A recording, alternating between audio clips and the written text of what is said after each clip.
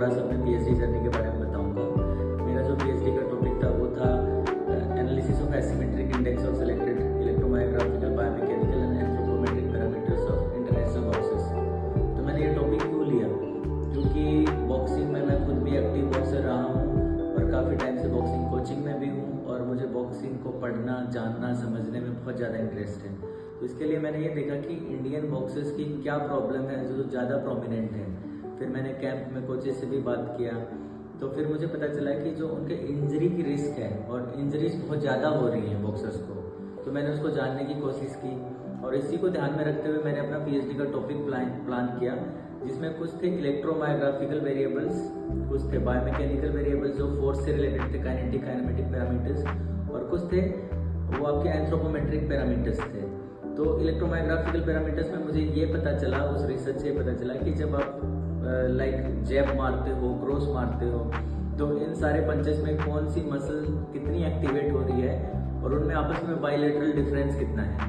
Same जब आप अपर cuts मारते हो, हुक मारते हो और अलग अलग टारगेट एरिया पे, हेड टारगेट पे जब मारते हो, ट्रंक टारगेट पे जब मारते हो, तो कितना डिफरेंस आ रहा है, कितना वेरिएशन आ रहा है एक्टिवेशन में। साथ ही बायोमैकेनिकल पैरामीटर्स थे, उसमें फोर्स में कितना वेरिएशन आ रहा है दोनों पंचेस के। और ये बोला जाता है रिसर्च में कि अगर एसिमेट्री 15% से ज़्यादा है दोनों साइड में, बाइलेटरल हो, तो फिर इंजरी के चांसेस बढ़ जाते हैं। तो एक कोच को, ट्रेनर को ये ध्यान में रखना होता है कि एसिमेट्री ज़्यादा ना बढ़े।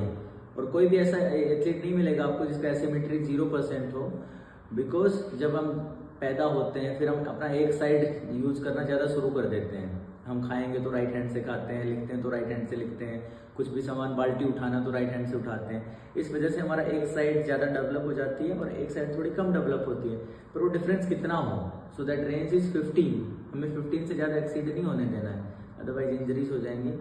तो इसकी मैंने फाइंडिंग्स फिर हमारे बॉक्सिंग फेडरेशन ऑफ इंडिया के साथ भी शेयर किया और इवन हमारे जो कोचेस हैं उनको भी बताया, एथलीट्स को भी उनका डेटा दिया, जिससे वो अपने आप को इम्प्रूव कर पाए। एक मैंने वेरिएबल और भी लिया था, वो था लोअर एक्सट्रीमिटीज़ की एसिमेट्री देखने के लिए।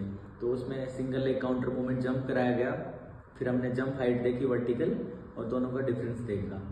तो यही था। मैं बाकी कोचेस को भी इंकरेज करता हूँ कि वो स्पोर्ट्स में अच्छी रिसर्च करें और जितनी भी प्रॉब्लम्स हैं उनका सोल्यूशन ढूंढें और खिलाड़ियों की मदद करें।